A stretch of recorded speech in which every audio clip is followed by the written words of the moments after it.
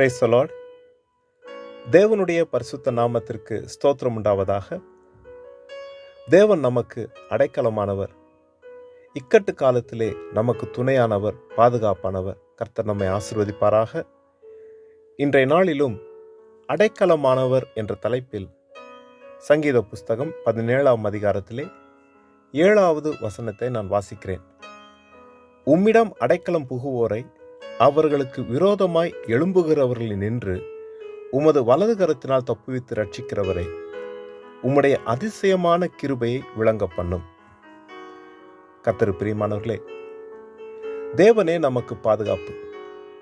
இந்த இடத்திலே பார்க்கிறோம், அவரிடத்திலே அடைக்கலம் புகுவோரை அவர்களுக்கு விரோதமாய் எழும்புகிற எல்லா தீமையிலிருந்தும் கர்த்தர் தம்முடைய வலது கரத்தினாலே பாதுகாத்து ரட்சிக்கிறார் என்று எழுதப்பட்டிருக்கிறது.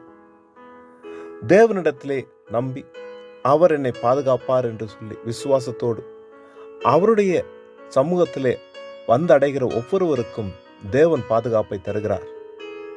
தேவனுடைய கரத்திலே ரட்சிப்பு உண்டு. அவர் தம்முடைய சிறகுகளினாலே நம்மை மூடி பாதுகாக்கிற தேவன். எந்த சூழ்நிலையானாலும், எந்த நெருக்கமானாலும், எந்த பயமுறுத்துகிற எந்த காரியமானாலும், நம்மை சுற்றிலும் இருக்கிற எல்லா தீமைகளிலிருந்தும் அவர் நம்மை பாதுகாக்க வல்லவர். அவர் நம்மை நடத்த வல்லவர். நமக்கு விரோதமாய் வருகிற அந்த தீமைகளை தேவன் எதிர்த்து அவைகளை முறியடித்து தம்மிடத்திலே அங்கு அடைக்கலம் புகுந்திருக்கிற ஒவ்வொருவரையும் பாதுகாக்கிறார். தேவ ஜனங்கள் ஒரு நாளும் கைவிடப்படுவதில்லை. கர்த்தருடைய பாதுகாப்பு நிச்சயம் உண்டு. அங்கு நாங்கள் பார்க்கிறோம், உபாகம புஸ்தகம் 33ஆம் அதிகாரம் 27வது வசனத்திலே, அநாதி தேவனே உனக்கு அடைக்கலம், அவருடைய நித்திய புயங்கள் உனக்கு ஆதாரம், அவர் உனக்கு முன்னின்று சத்துருக்களை துரத்தி அவர்களை அழித்து போடு என்று கட்டளையிடுவார். தேவன் நமக்கு அடைக்கலமானவர்.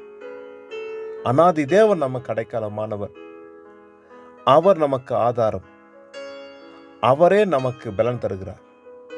நமக்கு முன் நிற்கிற சத்துருக்களை துரத்தி போடும்படிக்கு கட்டளையிடுகிற தேவன் நமக்கு துணையாக நிற்கிறார். நம்மை பலப்படுத்துகிற தேவன் நமக்கு துணையாக இருக்கிறார். நிச்சயமாகவே நம் வாழ்விலே சுகம் உண்டு, பலன் உண்டு. கர்த்தரை நம்பியிருப்போம். கர்த்தருடைய சமூகத்திலே காத்திருப்போம். அவர் நமக்கு ஜெயத்தை தருவார், ஆசீர்வதிப்பார். ஜெபம் செய்வோம்.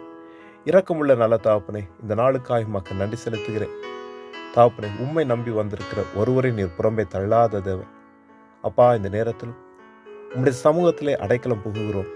கர்த்தர் நீர் எங்களை சுற்றிலும் இருக்கிற எல்லா தீமைகளிலிருந்து விடுதலையாக்கி தேவ சமாதானமும் உம்முடைய வழிநடத்தலும் ஆசீர்வாதமும் உண்டாகும்படிக்கு எல்லாம் வல்ல மரித்து உயிர்த்தெழுந்த வல்லமில் இயேசு கிறிஸ்து நாமத்திலே ஜெபிக்கிறேன் நல்ல தகப்பனே. ஆமென், ஆமென். கர்த்தர் தாமே நம் அனைவரையும் நிறைவாய் ஆசீர்வதிப்பாராக. ஆமென்.